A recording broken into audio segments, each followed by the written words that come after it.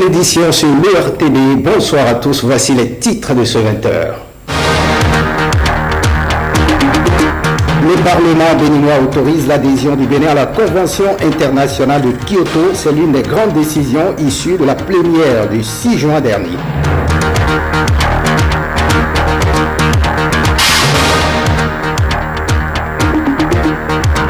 Décision suspensive des activités liées au bois au Bénin. Le Signatec, le syndicat national des industriels et exploitants du bois TEC, affiche une position mitigée. Vous en saurez davantage dans cette édition.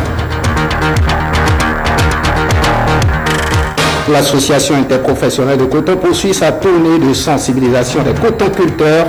À l'étape d'Agoli, la préoccupation des producteurs reste la hausse du prix de vente du coton graine.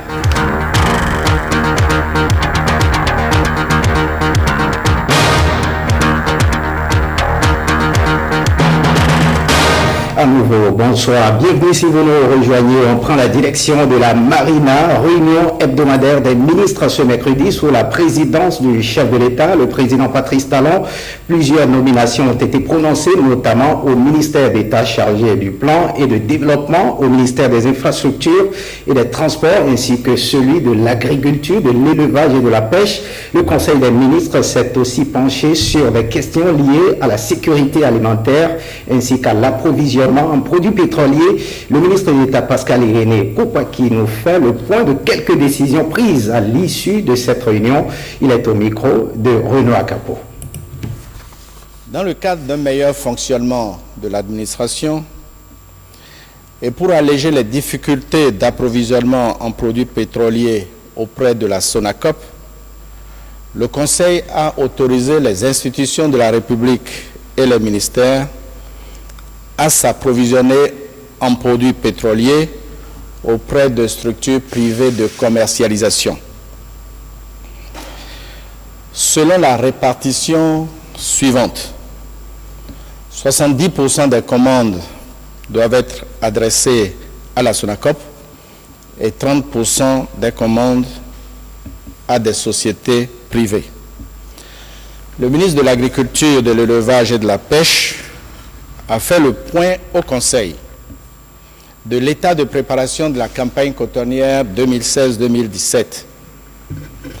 Il a mis à cette occasion en évidence l'effort de gouvernance déployé par les acteurs de la filière pour approvisionner les producteurs en intrants, pour mobiliser et encadrer les producteurs et pour améliorer les revenus des cotonculteurs.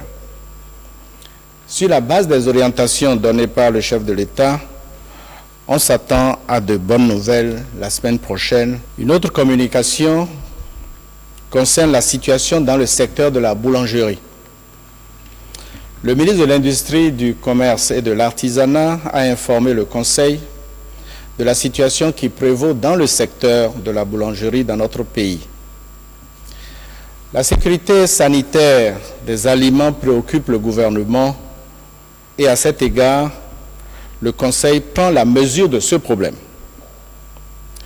Le Conseil a ainsi instruit les ministres concernés de prendre les mesures urgentes nécessaires pour identifier les trafiquants, faire contrôler la qualité des aliments, sévir conformément aux dispositions légales et réglementaires et engager une sensibilisation des populations. Enfin, au titre des mesures individuelles, à l'issue du Conseil, au ministère de l'Agriculture, de l'Élevage et de la Pêche, 3 directeurs de structures rattachés au ministère ont été relevés de leurs fonctions. Par ailleurs, 14 nominations ont été prononcées au ministère du Plan et du Développement, au ministère de l'Agriculture, de l'Élevage et de la Pêche, au ministère des Infrastructures et des Transports et au ministère du Cadre de Vie et du Développement durable. On met le cap sur le Parlement, vote à l'unanimité par les députés de la 7e législature de 3 lois à la séance plénière du 6 juin 2016. Parmi celles-ci, l'accord d'adhésion du Bénin à la Convention internationale de Kyoto. Le vote des lois est intervenu à l'issue d'un long débat entre les députés et les ministres représentant l'exécutif. Olive Ossogoué nous en dit davantage. Merci. Nous venons donc de voter ce texte. 3 lois votées par la représentation nationale en sa séance plénière du 6 juin 2016. Il s'agit de l'accord de prêt d'un montant de 5 46 288 000 signé le 16 novembre 2015 entre le Bénin et la Banque africaine de développement dans le cadre du projet de réduction des pertes d'eau et d'amélioration des systèmes d'approvisionnement en eau potable à Porte-Novo, Cotonou et ses agglomérations. Le second a trait au projet de loi portant autorisation de ratification de l'accord de prêt additionnel signé à Cotonou le 15 septembre 2015 entre le Bénin et le Fonds africain de développement pour le financement partiel du projet de transport urbain à Parakou pour un montant de 8,460 milliards. Le troisième autorise la ratification par le président de la République l'accord d'adhésion du Bénin à la Convention internationale de Kyoto sur la simplification et l'harmonisation des régimes douaniers révisés. La question des véhicules d'occasion. Il fut un moment, nous étions à 28 000, 30 000 par mois. Aujourd'hui, il paraîtrait que nous sommes autour de 8 000. Et lorsque nous savons que cette activité procure assez de ressources à la caisse de l'État, qu'est-ce qu'il faut faire pour fidéliser les acteurs de la filière?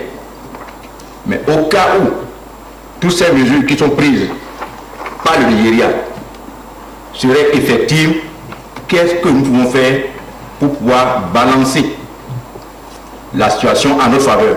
Si d'abord on arrêtait la corruption, la corruption galopante, mais terrible, c'est pour ça que j'ai dit qu'il faut nettoyer les écuries d'audience.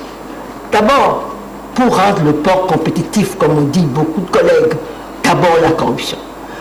Nos programmes, comme on les appelle, nos douaniers, qu'ils fassent un effort eux-mêmes pour que nous puissions les défendre. Nous savons très bien, Monsieur le Président et chers collègues, que notre budget est essentiellement fiscal. Et nous avons besoin de la douane. L'objectif de la Convention est d'éliminer tout ce qui peut entraver le commerce international, les échanges internationaux et apporter une contribution efficace au développement du commerce. La Convention de Kyoto a été initiée en rapport avec l'OMC, qui la recommande aux membres comme instrument principal pour ratifier l'accord de l'OMC pour la facilitation des échanges. Donc, la Convention de Kyoto est un outil de facilitation pour l'OMC également, donc totalement en cohérence. La représentation nationale a également pris acte de la démission du député Jacques Nyampabou, nommé directeur des renseignements et des enquêtes douanières par l'actuel gouvernement. Quant au 5e point inscrit à l'ordre du jour, relatif au projet de loi portant statut du barreau en République du Bénin, il a été renvoyé à la séance plénière du 7 juin prochain. Autre actualité, oui pour la décision suspensive des activités liées au bois, mais pas tout à fait. C'est la position du syndicat national des industriels et exploitants du bois tech, Signeb Tech Bénin. Il l'a fait savoir aujourd'hui à la Bourse du Travail de Cotonou à l'occasion d'une conférence de presse. Patrick Beno, Mesmerdisso. Au cœur de ce rendez-vous, le commerce du bois du tech. Tous les conférenciers ici présents saluent la décision gouvernementale suspendant les activités liées au bois. Toutefois, convient-il de reconnaître, la consommation du tech est très faible au Bénin, pendant que la demande à l'export est importantissime. S'ensuit logiquement la naissance d'une nouvelle génération d'opérateurs privés spécialisés dans la vente à l'export des équarries de bois tech au Bénin. Aujourd'hui, lorsque le gouvernement a suspendu l'exportation du bois au Bénin, sans tenir compte de certains détails et surtout de l'exploitation des plantations privées, alors d'énormes dégâts et désagréments sont causés à tort aux promoteurs et dont quelques exemples se présentent comme suit. Mise en difficulté des activités de reboisement pour les opérateurs privés œuvrant dans le cadre de la reconstruction du couvert végétal. Bouleversement de la chaîne des valeurs. Difficulté de faire face à certains engagements vis-à-vis des structures de microfinance. Mise en chômage technique des milliers d'ouvriers, etc. Le syndicat national des industriels et exploitants du bois tech Sinieb Tech Bénin souhaite alors qu'une nouvelle stratégie de gestion des ressources naturelles et forestières soit mise en chantier. L'État doit accorder une attention particulière à la filière bois tech privée et éviter de généraliser les problèmes de l'Office national du bois avec les autres acteurs. L'État doit créer une zone tampon pour l'emportage de tous les conteneurs afin d'opérer les contrôles nécessaires avant tout chargement de bois. L'État doit instituer une taxe sur l'export des carrés de bois tech qui sera payée directement au trésor public par l'exploitant. Plusieurs autres solutions sont proposées aux autorités béninoises, telles l'installation de l'organe de régulation du marché du bois au Bénin et l'instauration de mesures incitatives pour encourager les planteurs privés à reboiser davantage. Le Sinieb Tech Bénin souhaite vivement que les mesures ici proposées soient effectivement prises en compte et mises en application le plus vite possible. Deux chantiers en cours sont financés par le PUGEMI dans la commune de Sémépoji actuellement. Il s'agit de la voie reliant l'abattoir au CG d'Ablan-Gandan et la construction des sites de transfert des déchets solides à Craqué. Le premier pour un coût global de 1,20 milliard de francs CFA et le second pour un coût de 220 millions de francs CFA. Au total, 8 sites ont été construits pour une gestion plus optimale des déchets, suivant le point de la visite des 10 chantiers au micro d'Emilienne Fayomi. Les travaux sont déjà terminés. Nous préparons la réception provisoire des travaux qui ont été effectués ici. Vous voyez tout autour ce qu'il y a comme dépotoir sauvage. Donc on espère, dès la mise en service, que tout ça va finir et que le quartier pourra réellement respirer. Donc voilà en fait, des points de regroupement comme ça, il y en a 8 en tout pour tout. 4 sont déjà achevés, il y a 4 qui sont en cours, d'un coût global de 220 millions pour les 8. Et donc un des entrepreneurs est à côté ici. Donc à Sémé, tout va normalement bien. C'est le lieu de remercier le maire et toute son équipe pour les efforts qu'ils ont déployés, que ce soit par rapport à la mise à disposition des sites ou par rapport à la libération des contreparties que les communes apportent pour régler les problèmes sociaux que nous avons sur l'ensemble des sites où nous érigeons nos ouvrages. Voilà. Nous sommes la vitrine du Bénin par rapport avec la porte sur le Nigeria, c'est ce que veut dire coincé entre deux capitales, Cotonou et Porto-Novo. Donc en réalité tout ce que Cotonou et Porto-Novo produisent, c'est nous qui en retour subissons. C'est nous qui subissons. Commerciale est une activité qui génère. Voilà, donc régler le problème de déchets à pas de ses mains, ça veut dire que c'est régler le problème de déchets dans le pays. Donc je crois quand même que, et surtout que vous savez que nous avons, ce n'est pas à moi de vous apprendre, que la seule zone franc industrielle du Bénin, qui soit pour le moment, et le port, le plus grand port qui arrive, c'est dans ses mains. Donc vous savez, autant de choses qui nous amènent forcément à anticiper les choses. La mairie de Sémépoji est un partenaire vraiment à jour par rapport à nos attentes. Nous avions quelques questions liées à la mise en place, disposition du foncier. Ça se fait déjà, ça s'est fait et les travaux avancent normalement. L'accompagnement également pour faciliter l'appropriation et l'adhésion des populations est en cours. Et nous espérons vraiment que sur le point de regroupement où nous nous trouvons ici, ensemble nous allons dégager le tas d'ordures ménagères sauvages qui est à côté et que nous allons ouvrir ce point-là comme les 8 autres de la commune avec l'assurance que les populations vont s'en approprier et vont l'utiliser. Tout dépendant aussi de la façon dont c'est géré. Et si ça devient un point de nuisance pour la ville, j'espère que les études d'impact environnemental et social ont été conduites dans de bonnes conditions. Si ça devient un point de nuisance parce que la gestion n'est pas régulière, parce que l'enlèvement n'est pas régulier et que les choses ne se passent pas bien, les populations vont s'en dessaisir. Et on parle de cette tournée de l'AIC, des acteurs du secteur coton rassurés dans le COFO. C'est ce que l'on retient de la tournée marathon effectuée par une délégation mixte de l'association interprofessionnelle du coton et du ministère de l'Agriculture, Henri Daseko et Brice Thibozo, pour les détails. À quelques jours du démarrage des semis, producteurs et agents d'encadrement ont eu l'occasion de vider leurs sacs. La politisation de la filière coton, la situation précaire des encadreurs et bien d'autres difficultés ont affecté les campagnes précédentes selon les producteurs. Premièrement, la pluie ne vient pas à temps. Secondo, les intrants ne nous parviennent pas vite. Les intrants ne viennent pas à temps. Et la semence aussi. Tant de choses qui vont se conjuguer au passé avec le retour de l'AIC dans la filière coton.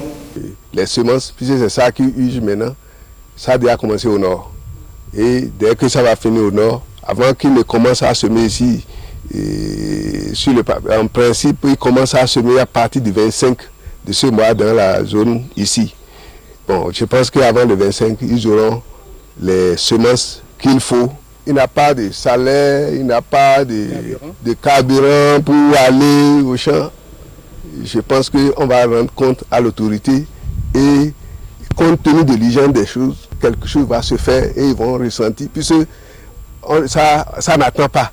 En attendant le démarrage de la campagne, il est utile de prodiguer quelques conseils aux producteurs de coton. Quand ils s'engagent, il faudrait qu'ils prennent soin du coton. Il faudrait d'abord qu'ils soient ambitieux, qu'ils soient volontaires, qu'ils soient disponibles et qu'ils aient la technicité pour conduire la culture du coton jusqu'à la fin. Quand on parle de culture du coton, vous n'êtes pas sans savoir que c'est une culture précieuse, c'est une culture qui demande beaucoup de temps de la part de producteurs et beaucoup de technicité. Pour rassurer davantage les producteurs, les prix du coton graine pour la campagne 2016-2017 ont été révélés. Il est de 260 francs le kilogramme pour le coton de premier choix et de 210 francs pour le second choix. Et on reste avec l'AIC, l'association interprofessionnelle de coton multiplie ses descentes sur le terrain en vue de mobiliser les cotonculteurs à mieux produire au cours de la campagne cotonnière 2016-2017. Au cœur des préoccupations des cotonculteurs de coton, les cotonculteurs, la hausse du prix de vente de coton graines. Alain Dossureau pour les détails. La tournée de sensibilisation des producteurs de coton sur les stratégies à mettre en place en vue de réussir la campagne cotonnière 2016-2017, entreprise par l'association interprofessionnelle de coton AIC, l'a amené samedi dans le plateau d'Agronlé. À Wenri et Zanyanado, les cotonculteurs ont eu droit à des explications sur les conditions de cession des intrants et sur pourquoi l'État a maintenu le prix d'achat du coton à 260 francs comme ce fut le cas l'année dernière, ce qui n'est pas du goût des producteurs. Vu les projets de société que l'actuel président, notre président Patrice Talon, nous avait présenté au cours des campagnes, le coût du coton serait plus élevé que ça. Lorsque les études ont été réalisées pour voir à quel prix on peut acheter le coton au cours de cette campagne, ce prix s'établit à 224 francs le kilo. Après cette étude technique, il a été retenu donc de ne pas descendre en dessous donc, du prix pratiqué l'année dernière, les 260 francs. Et c'est ce prix qui a été reconduit pour que les plus démunis puissent quand même continuer à vivre un peu plus décemment. À Ouidja, une localité de la commune de Wenri, les producteurs de coton ont insisté sur la nécessité pour l'État de leur faciliter l'accès au crédit afin de leur permettre de faire face à l'achat des semences, des intrants et de pouvoir acquérir des bœufs pour la pratique de la culture attelée. Ils ont reconnu qu'au moment où l'AIC exerçait, avant la prise en charge par l'État, ces 4 dernières années, que les crédits arrivaient à temps. Et l'AIC est revenu et j'estime que dans nos planifications, nous tiendrons compte donc, des temps et des moments qu'il faut pour que le crédit adapté soit alloué donc, aux producteurs pour que cela serve effectivement à l'activité qui est prévue. Les paysans ont tout abandonné et ils sont retournés à leur roue dans le temps. Ce qui fait que les rendements sont toujours à 600 kg à l'hectare au lieu d'atteindre au moins les 1 kg, une tonne 200 et une tonne 500. L'État doit les appuyer, mais toujours à travers les privés. Puisque l'État ne peut pas jouer ce rôle sans les partenaires privés. Les producteurs ont également sollicité de la part de l'AIC la fourniture des intrants pour pour la culture des produits vivriers ainsi que la résolution du problème des encadreurs contractuels de l'État qui se font rares sur le terrain du fait du non-paiement de leur salaire. La rencontre a pris fin sur l'engagement des membres de la délégation à faire en sorte pour faciliter les conditions d'une bonne campagne pour les cotoculteurs. La sécurité au cœur d'un petit déjeuner débat à Irgib Africa. La presse était conviée à cette rencontre pour échanger sur la question de l'insécurité au Bénin. Awa Sherif et Ramatou Lawani. C'est un petit déjeuner débat à l'endroit de la presse béninoise qui a tout de suite laissé place au débat sur la sécurité au Bénin. Au regard de l'insécurité de plus en plus grandissante, les responsables de l'Université Polytechnique Irgib Africa ont initié cette rencontre pour débattre de la question. Quand ça va brûler, quand ça va courir dans tous les sens, on ne dira pas qui est civil, qui est militaire, qui est fonctionnaire et qui est du secteur privé. Et ce qui m'interpelle davantage, nous aimons bien, quand nous sommes en situation, demander le secours des Nations Unies. Il faut que nous sachions, en Irak, aujourd'hui, plus de 650 000 opérateurs, les gens sortis des universités, les gens sortis des diverses entreprises, qui crée de la technologie. Et parlant de la technologie, Irgib Africa met au service de la nation et de la sous-région une main-d'œuvre de qualité sur le marché. En tout cas, au niveau de la communauté polytechnicienne d'Irgib Africa, qui compte quand même quelques officiers dans les armées africaines, nous en avons formé à titre civil comme dans les spécialités. Au Tchad, l'officier de sécurité et de sûreté du président de la République est sorti d'Irgib Africa. Nous en avons 4 au sein des forces armées béninoises. Nous ne pouvons pas avoir la capacité dans une université d'entraîner des chimistes à détecter à 10 km, à 6 km, à 300 mètres par spectrométrie des explosifs et rester là à voir nos vaillantes forces armées se faire cueillir comme de petits morceaux de mangue. Ce genre de rencontre aura lieu tous les mois.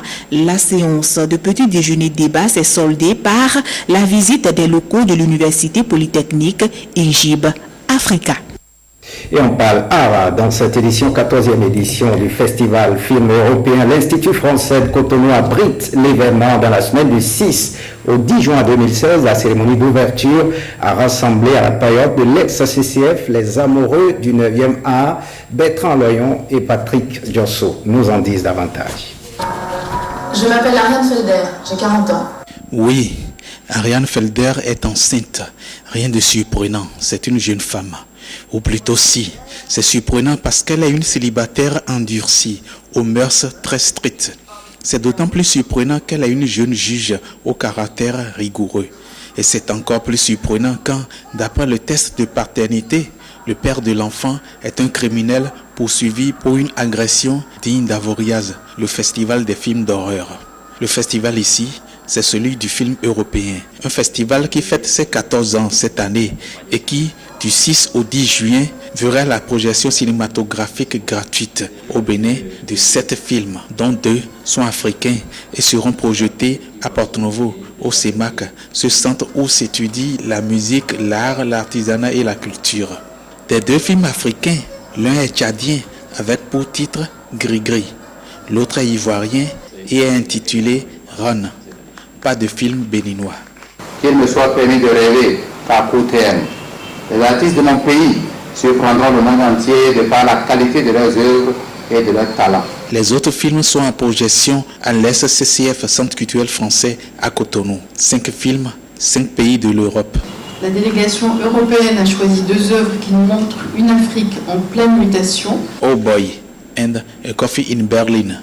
Tradition, Oh Garçon et Un café à Berlin. Nos amis belges et hollandais nous présentent 2 belles histoires sur les difficultés de l'existence. The Madness of Reason, c'est-à-dire la folie de la raison. La nuit, tous les chats sont gris. Il y a aussi la Suisse qui est là, mais pas toute l'Europe. Les amis suisses ont opté pour un documentaire sur les abeilles. Des abeilles et des hommes. La France a choisi une comédie décapante et décalée.